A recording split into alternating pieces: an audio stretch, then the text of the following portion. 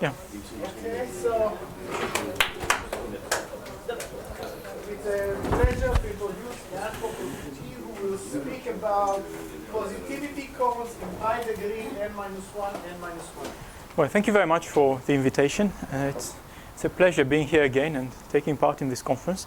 So I hope I'm not off the subject. So I'm going to speak about something transcendental, but I hope and I think actually that there are applications to the algebraic context as well.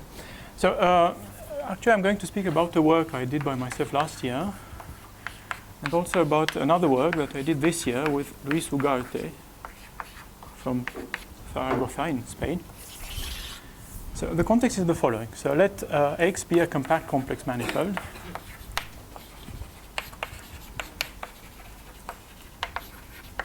of complex dimension n. So let me. All right. So let me recall a few things just for the sake of an introduction. So first of all, I'm going to speak just about a new class of such manifolds, so the class that we call SGG manifolds. So I'm going to tell you what these are. So the name comes from strongly Gauduchon. So in general, these are very non-Kähler. In general, they are non-Kähler. But the main point is that they come into play in the study of many problems in Kähler geometry, and I hope also in algebraic geometry. So let us recall a few things. X is said to be a class C manifold, or Fujiki class C, by definition, if and only if it is bimeromorphically equivalent to a compact Kähler one. So if and only if there exists a mu from some x twiddle to x, a holomorphic bimeromorphic map, holomorphic bimeromorphic map, such that the manifold upstairs x twiddle is compact Kähler. So these are essentially contractions of compact Kähler manifolds. And they've been characterized by de Mailly and Poon. So this is the theorem of de Mailly and Poon from 2004 by the existence of what is called a Kähler current. So if and only if there exists T, a Kähler current on X. So this is an important notion, the notion of a Kähler current. It is an object like a Kähler metric, except that it may not be smooth, so it has singularities. So by definition, this means this is a current T, a 1-1 current, T on X, which is closed like the Kähler matrix, and strictly positive in the sense that it is bounded below by a small multiple epsilon of any given, this is any given Hermitian metric.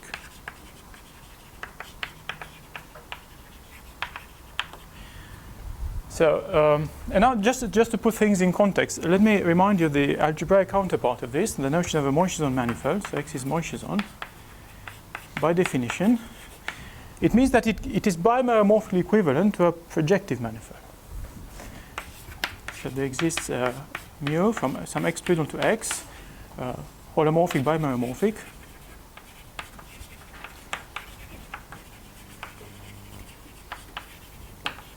Such that x twiddle is projective. So of course Moisezon implies class C, but not the other way around. And these have also been characterized by G and Schiffman in 95. So the Moisezon manifolds are exactly those which admit a Kähler current, which in addition has an integral class, cohomology class. So if and only if there exists T, a Kähler current on X. So since it is closed, it defines a de Rham cohomology class, so such that the de Rham class of T, which a priori lives in H2 de Rham of XR, is integral. So integral means that it is the first Chern class of a holomorphic line bundle. Holomorphic line bundle on X. And now, so what I'm going to talk about has been motivated by say a strategy that I like to propose to solve a long-standing conjecture. So let me tell you, first of all, the conjecture is far from being solved, but I think we have done some progress. And so the conjecture is the following. So it's a standard conjecture, long-standing one. So let's consider a family, a holomorphic family of compact complex manifolds. So this is a map pi from a complex manifold X to another complex manifold. It's enough to actually to assume a disk. Let's say this one is a disk in C. And we assume that the map is a proper holomorphic submersion. Proper holomorphic submersion. So this is what is called a holomorphic family of compact complex manifolds. So it means that above every point in the base, above every point T, we have a fiber xt, which is by definition the inverse image of the point T. So the fibers are compact complex manifolds.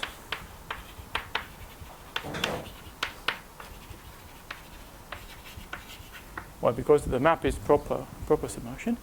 Now, so the conjecture is that the class C property should be closed under deformations. So if we assume that xt is of class C for every non-zero t in the base, so for every t in delta minus possibly 0, then I put a question mark because it's far from being proved. The limit x naught is also expected to be of class C.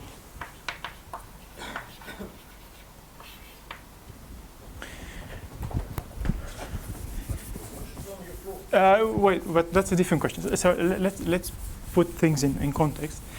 Let me just recall a few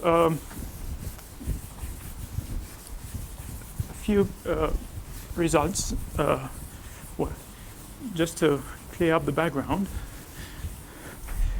So actually, so in particular, the special case, which is of course it is also far from being proved, is the case where we assume that all the fibers except one are scalar. In that case, we don't actually expect. Even in that case, we don't expect the limit to be scalar, because there's an example of Hironaka from 62 who proved that actually the scalar property is not closed in the deformations, even if we assume the generic fiber to be projective.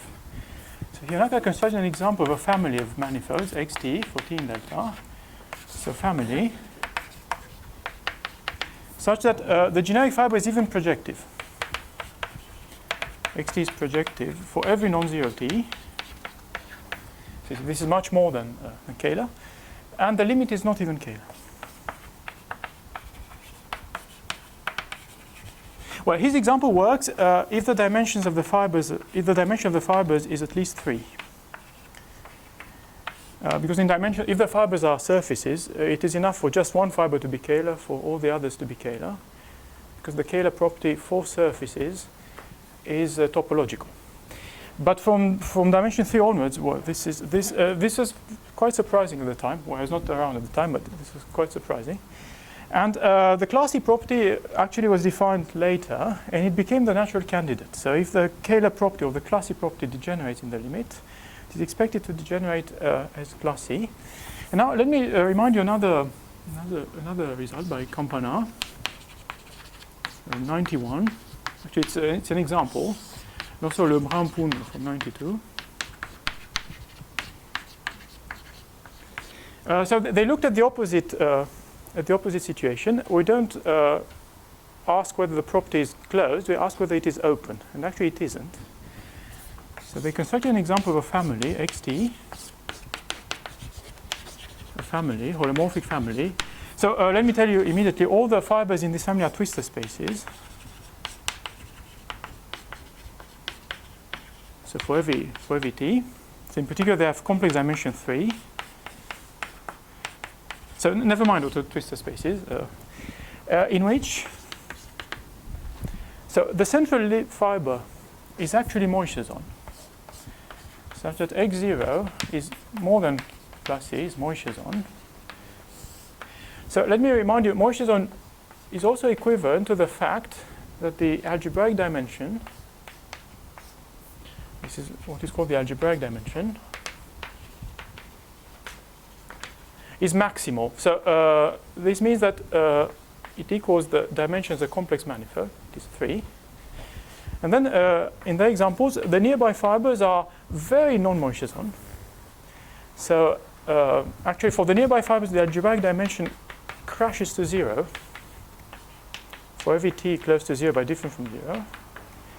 Of course, this would not be enough to say that they're not class C, because Moishe-Zon is actually stronger than class C. But for twisted spaces, it is another theorem of Campana, saying that for twisted spaces, Moishe-Zon and class C are actually equivalent. So the nearby fiber is not even class C.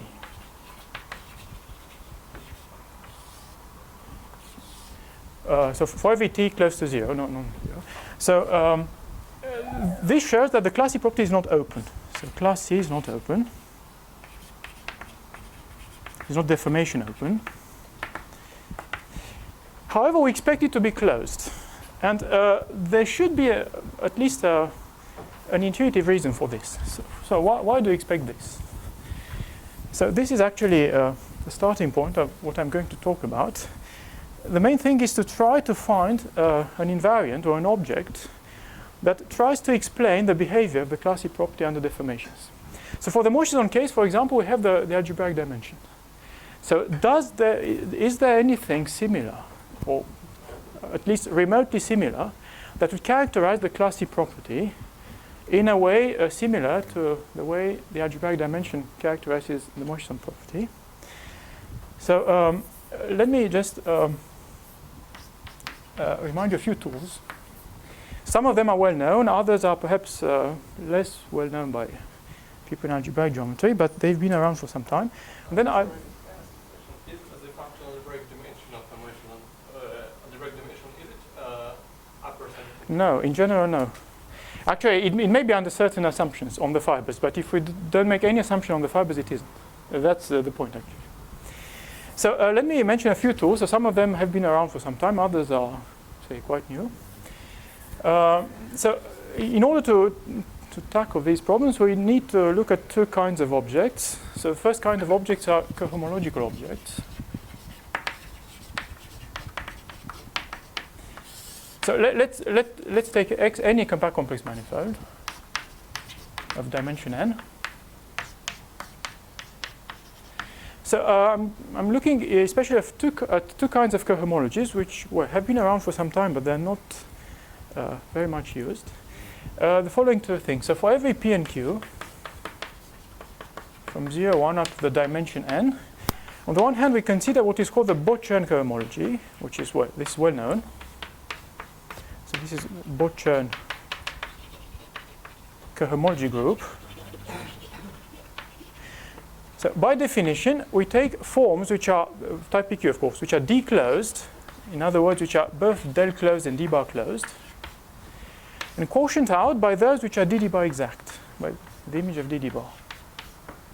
Actually, this one is the finest cohomology, finest in the sense of more precise, the most precise cohomology, because we are very selective here. So we take objects which are D-closed. This is a very strong assumption, actually.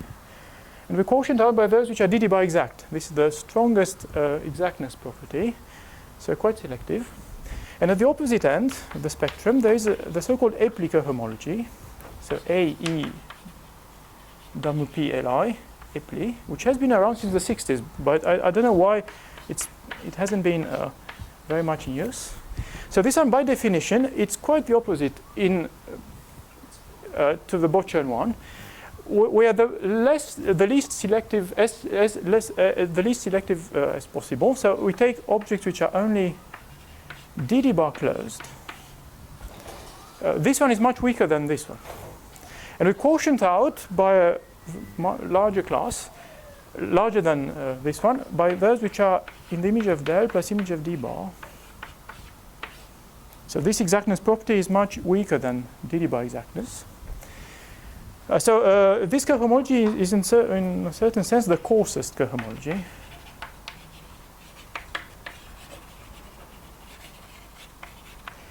But this is actually the idea, because it's the most inclusive one, so we can take care of more general objects.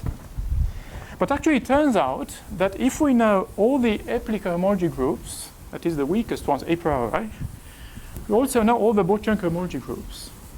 So by looking at a very rough thing, we actually get much more precise information. Because there is a duality, so this is a theorem which I think it's been known for some time, but I think so. I think so, yeah. Say standard or classical or whatever, but it hasn't been in use very much. Saying that we have the analog in this context of the Serre duality.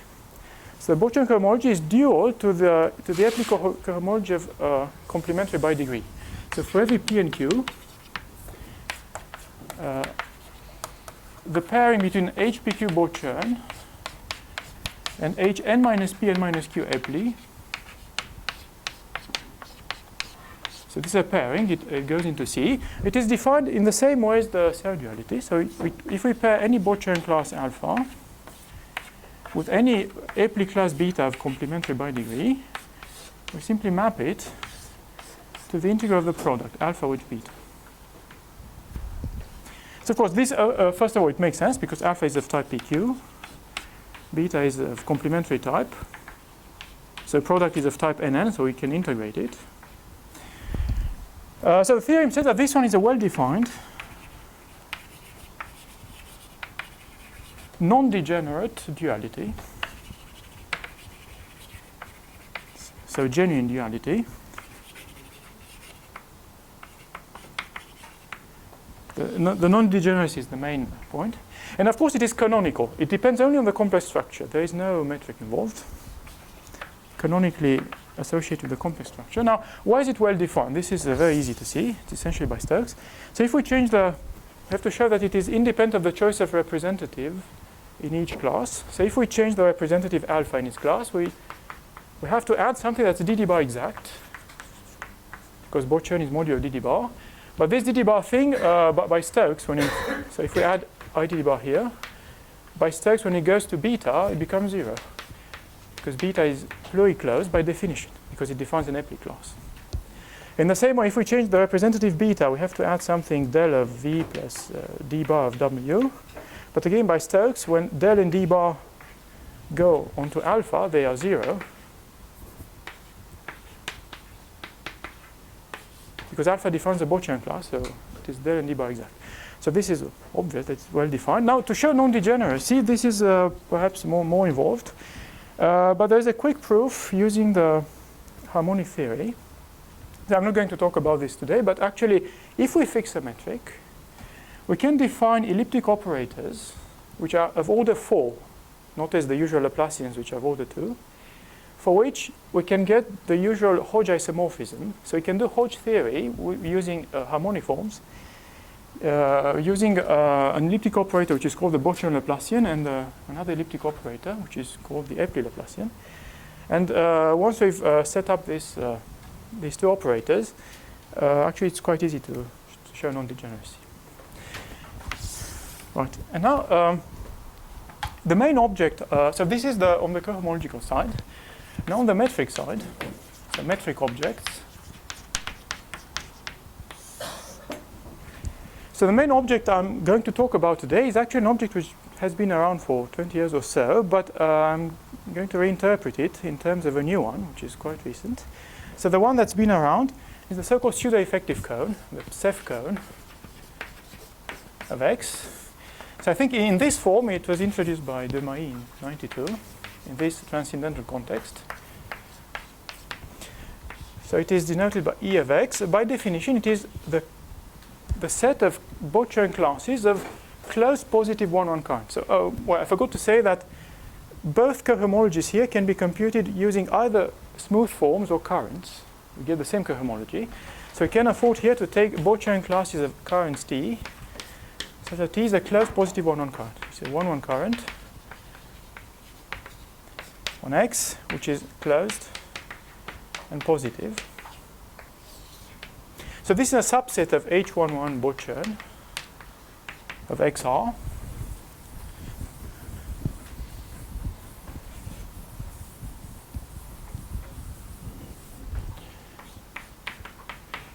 Actually, it's easy to see that it is a closed convex cone. Well, it is closed because this property only requires semi-positivity here. So this is the main reason why it is closed. And then it's easy to see it's a convex cone. And then the other object I'm going to talk about is much more recent. I call it the Gauduchon cone of X. So I defined it last year, which lives actually in the dual cohomology. So G of X, by definition, is the set of cohomology classes, aptly cohomology classes, of n minus first powers of what is called the Gauduchon metric, such that omega, so what is a Gauduchon metric, is a positive definite C infinity 1-1 form on X. Up to now, it's just a Hermitian metric, such that it satisfies the Gauduchon condition, which requires dd bar of omega n minus 1 to vanish. So these objects are called Gauduchon metrics.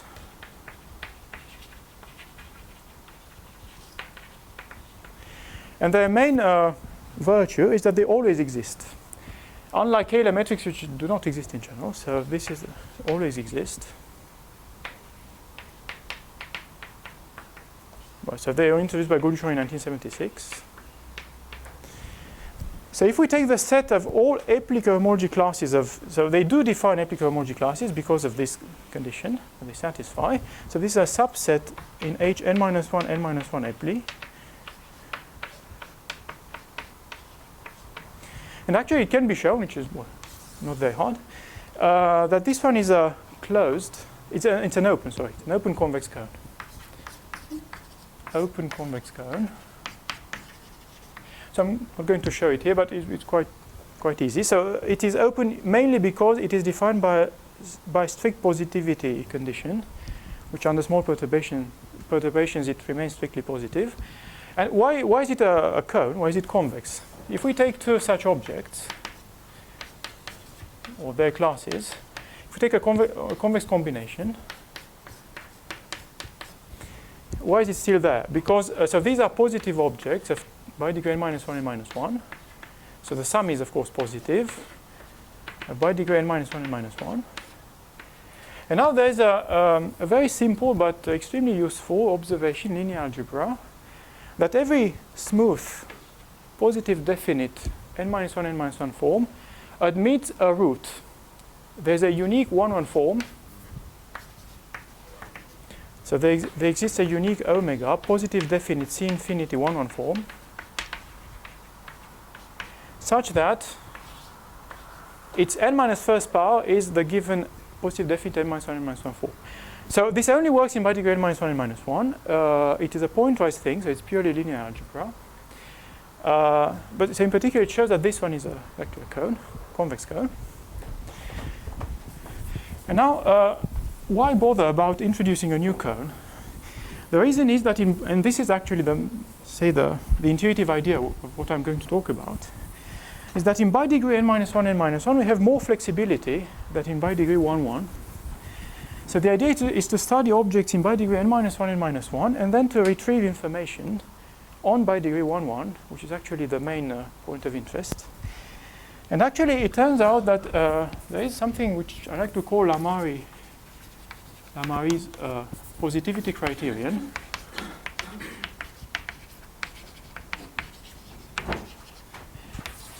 which has been around since 1998.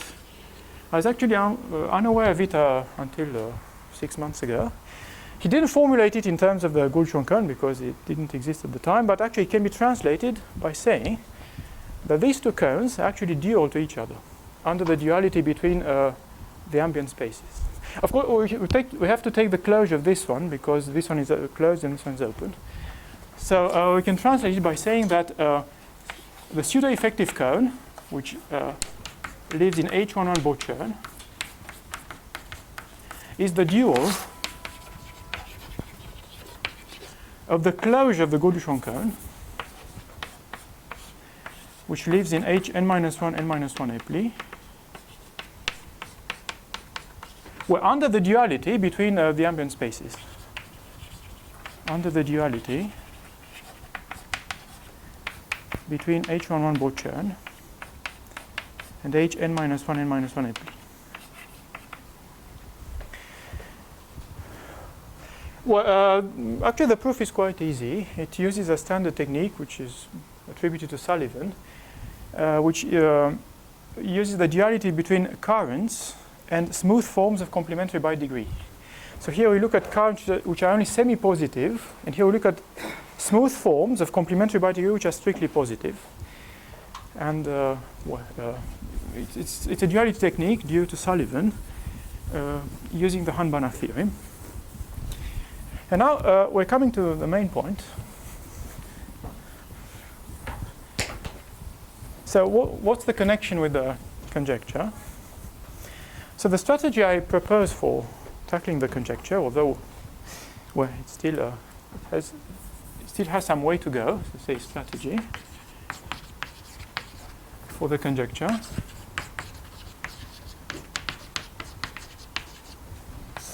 Or that I proposed last year. So I strongly believe that the pseudo-effective cone or the Goldschorn cone, never mind any of them because they're dual, characterizes the class C manifolds. This is the right object to study in a way similar to the way in which the algebraic dimension characterizes Moissan manifolds. So this should be in two steps. So X, I expect X to be class C.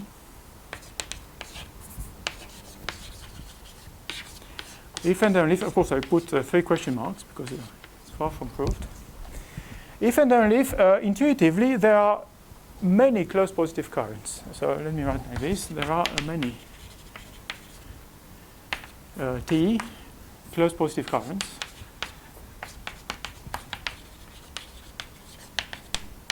such that dt is 0. So what should many mean? So well, many should mean that the object which formalizes these currents, that is the pseudo-effective cone, is maximal in a certain sense. So this should mean that the pseudo-effective cone is maximal. But of course the main point is how to define maximality. And by duality, this should mean that the Goldschorn cone is actually minimal, because they are dual. Now the main point is how to define maximality. So I don't know yet. But there are 2 obvious candidates. So one obvious way is to require the interior of the pseudo-effective cone to be non-empty. Because requiring, this is an object which is often used in Kähler geometry and projective geometry. So by requiring the cone to be non-empty is requiring somehow to have currents in all the available directions. Right? So this condition is necessary for X to be of class C, but actually it turns out that it is not sufficient. So I'll give you examples. So this one is not enough. And then I'm going to require another condition. This is the thing that I announced. The S is HGG manifold. I'm going to define this, which seems natural. Now, this condition is also necessary for the manifold to be of class C. None of them is sufficient, but I hope the 2 together are sufficient. Now, if they're not, well, this property should be reinforced. So perhaps something else if they're not sufficient, but perhaps they are. So I'll be back to this. And the second step, now this second step is completely solved. So the main thing is the first step. But let me just say one thing. So recall. So this thing is not quite. It's not as bizarre as it might seem, because in the integral class case it is quite known. So the integral class case, as I said, the integral class version of class C are the Moissan manifolds, and it is known that X being Moissan is equivalent to the existence of many divisors. So by many divisors we mean that the algebraic dimension is maximal.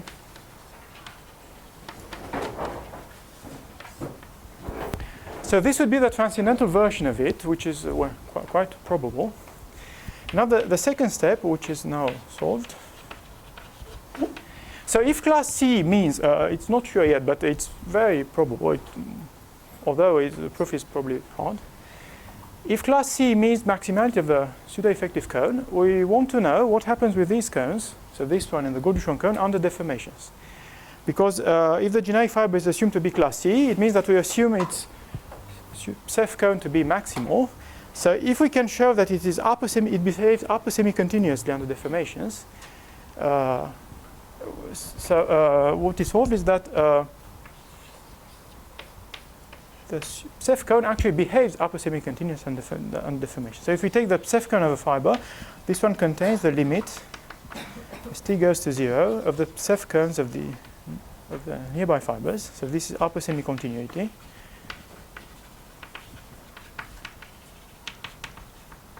Or by duality, the Gauduchon cone actually behaves lower semi-continuously. So the Gauduchon cone of a fiber is actually contained in the limit as t goes to 0 of the Gauduchon cones of the nearby fibers. So this one is lower semi-continuity.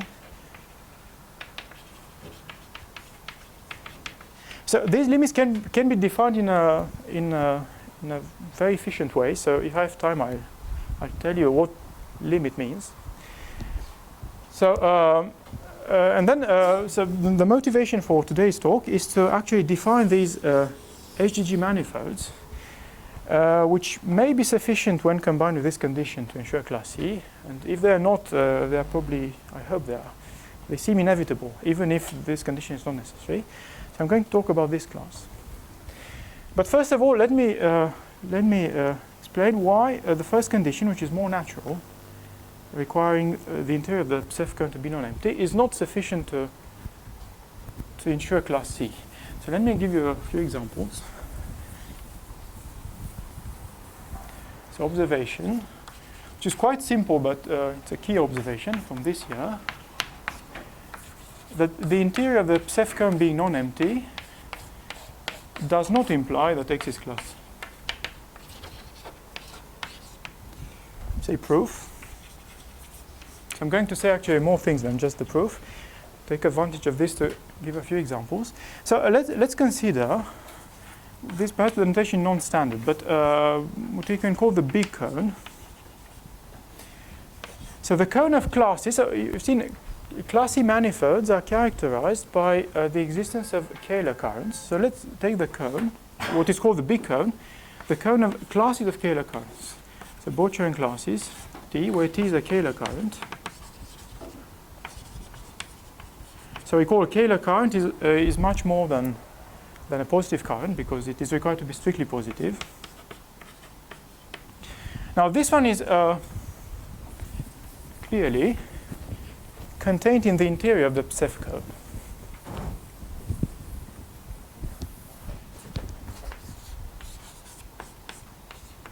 Because here we have the interior of the cone of classes of only positive, semi-positive currents. And now there are three cases. There are three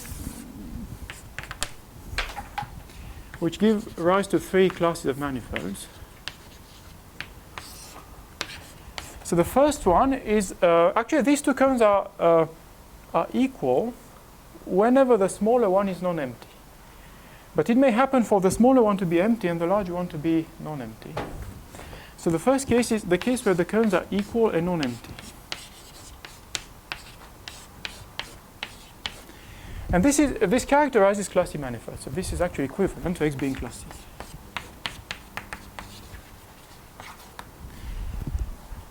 So this case is say standard. Now the second case, which is for me the most interesting one, is the case where the smaller cone is empty. So there are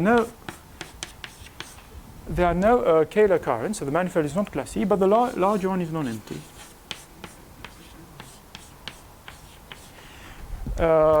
So it means that we have many close positive currents. However, we're not class C. So here X is not class C.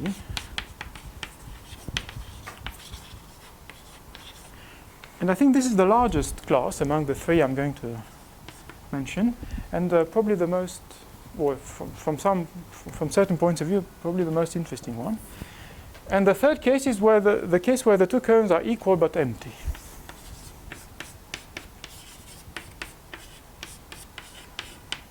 So let me give you examples for cases 2 and 3.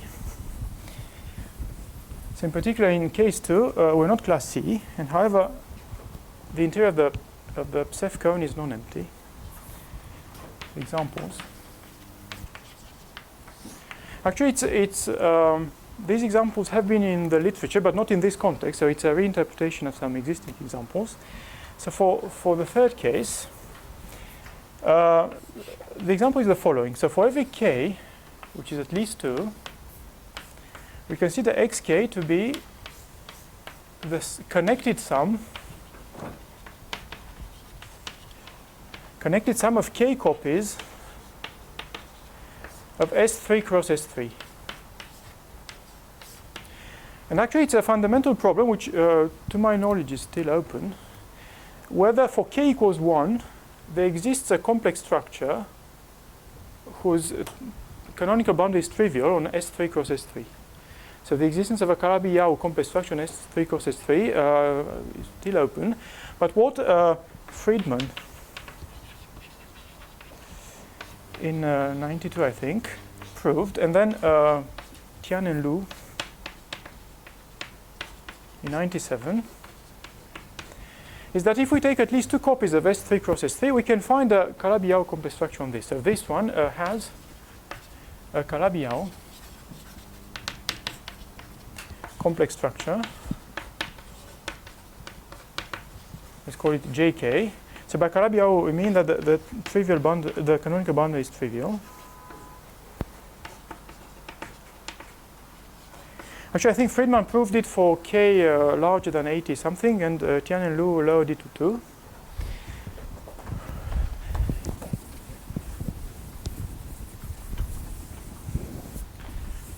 And now a much more recent thing by Fuli and Yao. I think it appeared 2 years ago. So they proved that these complex structures constructed by these people admit what is called a balanced metric. So I'm going to tell you what that is. So for every k, jk admits a balanced metric.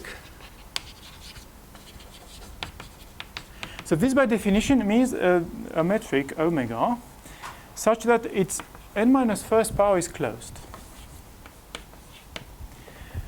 Of course, the Kähler case requires omega to be closed. The balanced one requires omega to be co-closed. So it's n minus first power, n is the dimension, is closed. But here n is 3. Because the real dimension is 6, of course, the complex dimension is 3. So here, actually, omega squared is closed. So I think this is a very nice result. And because these complex structures actually arise by what is called conifold transitions. So we take -1 curves in a genuine Kähler Calabi-Yau manifold. And these -1 curves are contracted. We get something here which is a priori not smooth. But looking at small deformations, it becomes smooth. And actually, the complex structures on these k copies of S3 cross S3 appear in this way, as contractions of -1 curves followed by small deformations. And the fact that they admit balanced metrics implies the following thing. So omega squared being 0 implies that omega squared defines a Durham cohomology class, which lives in H4 Durham on the manifold SK. But this one is 0. Because H2 is 0, H2 Durham of xk is 0. It can easily be computed. So the Durham cohomology depends only on the differential structure. There's nothing to the complex structure, and it's standard to compute this. And see, if H2 is 0, H4 is also 0 by Poincare duality.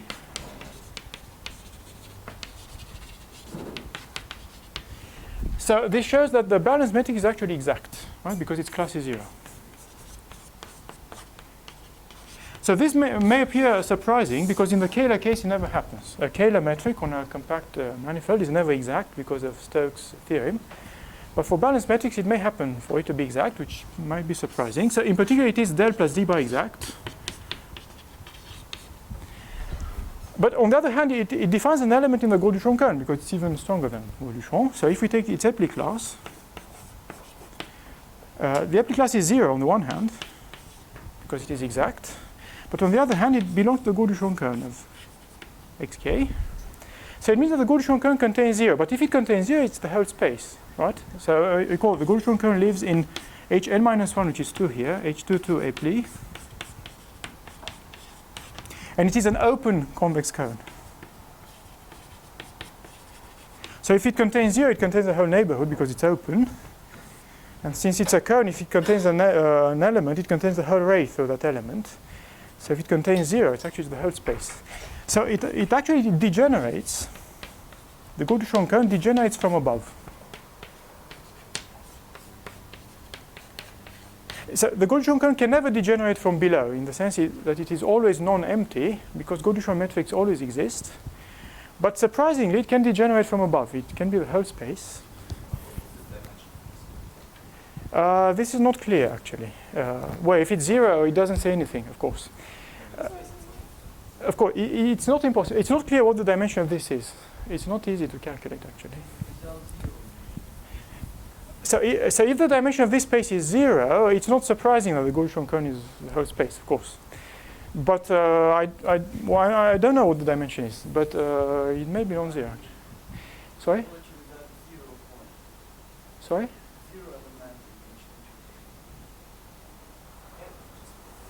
0 is here, of course. This is a vector space. The problem is the dimension. Right? However, this situation, which is this degeneracy of the Gauss-Duchamp cone, actually can be characterized. So I did this last year, which is actually relatively easy. When does this thing happen? So actually, the Gauss-Duchamp cone degenerates. So it is, in general, it is the whole space. If and only if, well, there exists a degenerate balance structures here. There exists omega positive definite C infinity 1 form, such that omega n-1 is even exact. So this is not very surprising because we've already seen it, but it is also equivalent, and this is more interesting, to the fact that there is no closed positive 1 current, or except for 0. There exists no T non-zero 1 current, which is both positive and closed. And this example shows that there are manifolds. These are the only manifolds I know of which don't admit closed positive 1 currents. Perhaps it might be surprising, but there are not many of them. Or I hope there are not many of them. This seems quite exotic, but this thing can happen.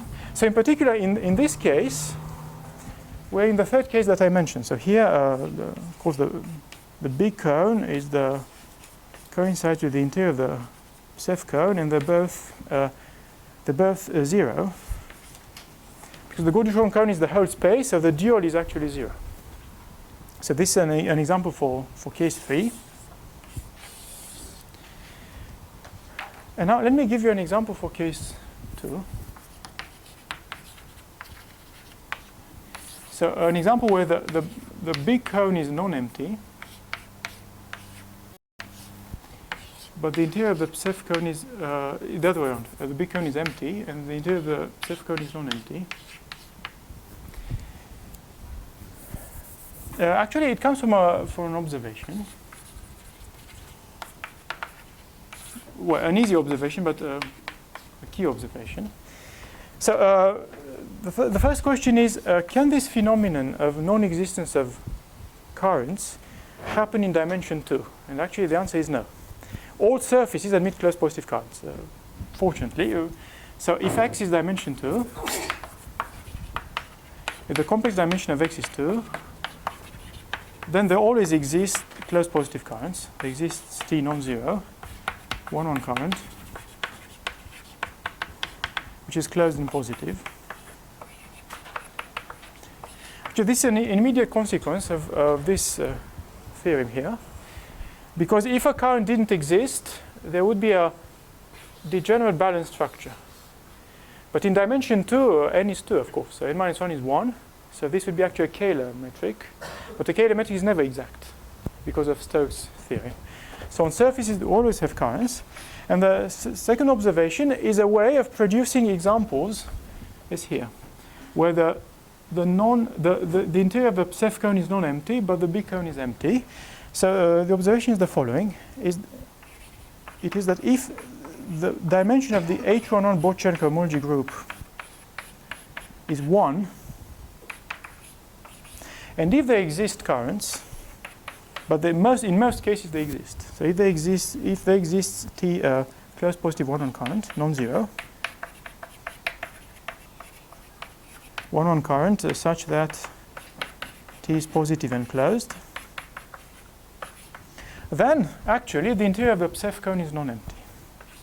So this is a sufficient condition for this interior to be non-empty. And then the examples, now once you have this, well, easy, but key criterion, you can give examples.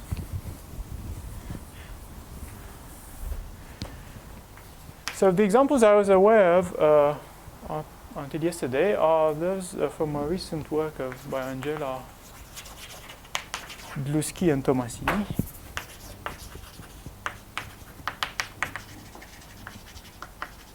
On surfaces. So they showed that H11 Bochern, actually it's Frédéric Campana who made me aware of this paper. So H11 Bochern is 1 for the following surface. So if X is a Hopf surface, or an Inoue, what they call Inoue SM surface, or an Inoue S plus or minus surface, or a secondary Kodaira surface,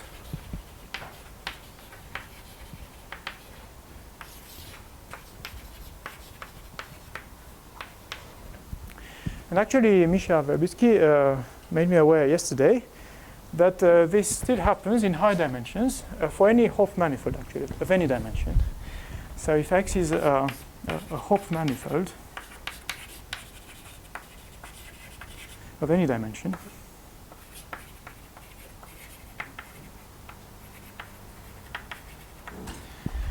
so H11 is 1 for those, but on the other hand, currents do exist on these things. On surfaces, they always exist by the first observation. And on Hopf manifolds, they always exist, because actually Hopf manifolds even have hypersurfaces. They're fibered over projective space. So these are examples where the interior of the Ceph cone is non-empty, thanks to observation 2. But of course, they are very non-classy, very non-Kähler. So let's see how we prove this. Well, it's very easy. It's just an observation.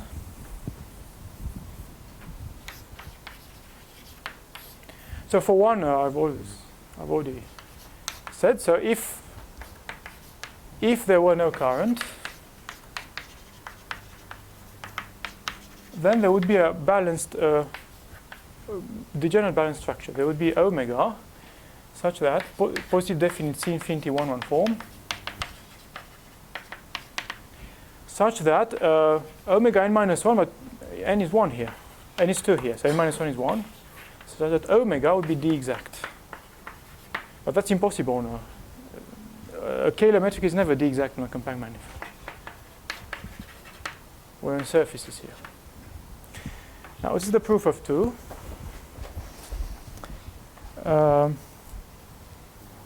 So we assume that there exists a current like this. So if it exists, it defines a Bochern class because it is closed by definition. So this Bochern class is an element in the Ceph cone. But on the other hand, it's easy to see that it is non-zero as a class. Why? Because if it were 0, if the class was 0, T would have to be dd bar exact. Because Bochern is modular image of dd bar. So T is of type 1-1. So it would be I dd bar of function phi, where phi is a function.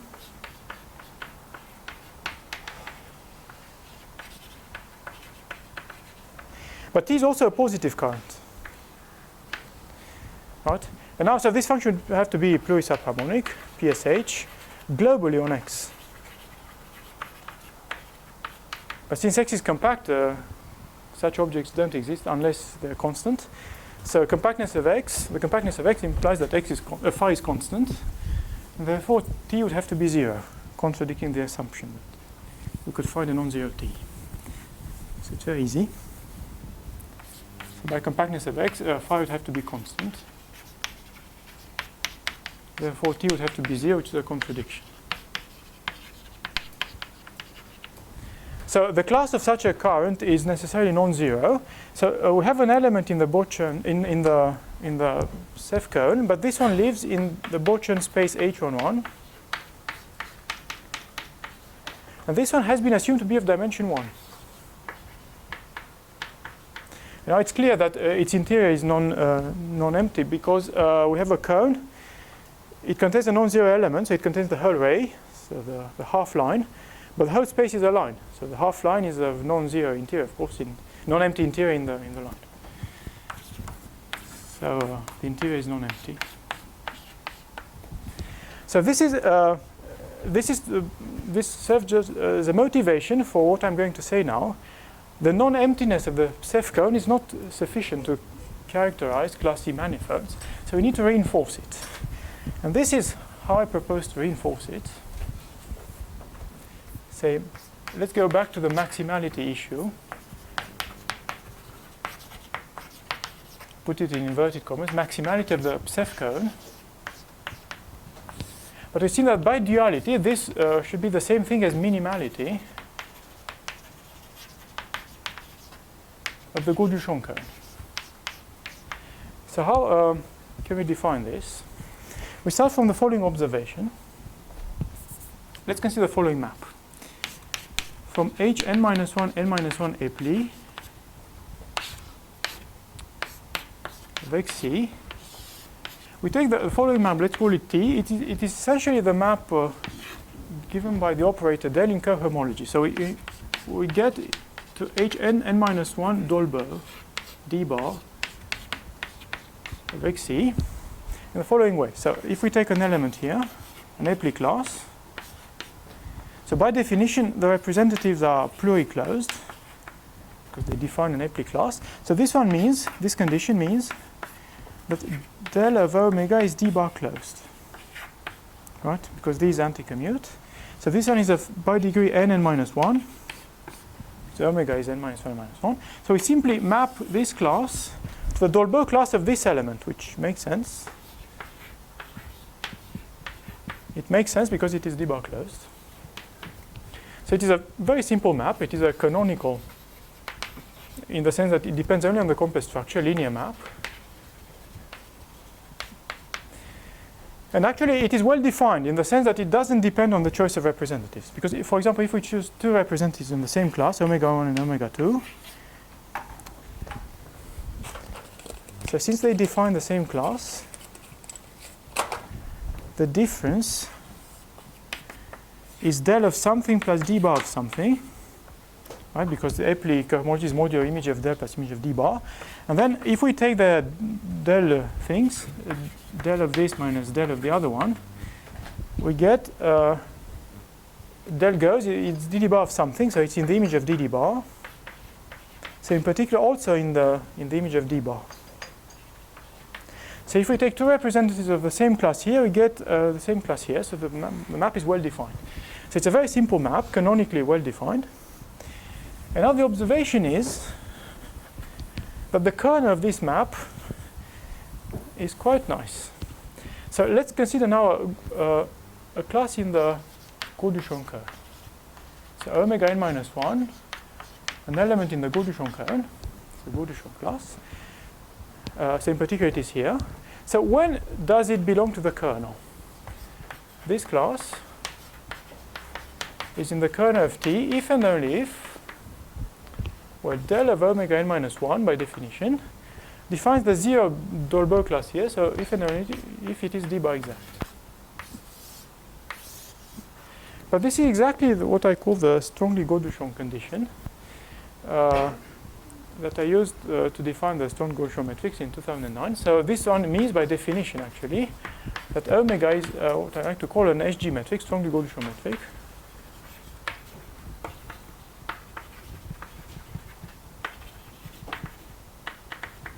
So this notion from 2009.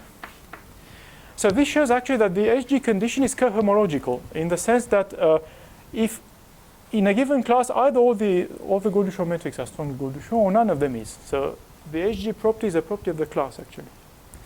So we can define then, we can look at the set of all these classes. Definition. So this is from last year, 2014. Let's look inside the Goldschon kern. Let's look at those classes satisfying this SG condition. So I like to call this the strongly Goldschon kern, SG kern of X. So by definition, it's going to be the intersection of the Goldschon kern with the kern of this map, right? Because the Goldschon kern intersect the kern of this, which sits inside the Goldschon kern. So actually, an observation is that this kern can be empty. So this one can degenerate. So we can have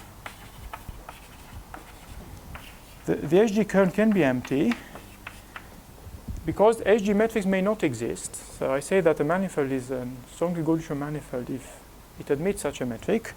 Now, so this one is equivalent to X being not SG, not an SG manifold. And there are examples of non-SG manifolds. For example, the first example I found was the example of a Calabi-Ekman manifolds. If X is a Calabi-Ekman manifold that is a product of two odd-dimension spheres, S2p plus 1 cross S2q plus 1. This is Calabi-Ekman. With Calabi-Ekman complex structure, this one is not SG. So the SG kern can degenerate from below in the sense that it can be empty. The Goldschon kern, on the contrary, can degenerate from above, as we've seen in the previous example. But actually, by far the most interesting case, and this is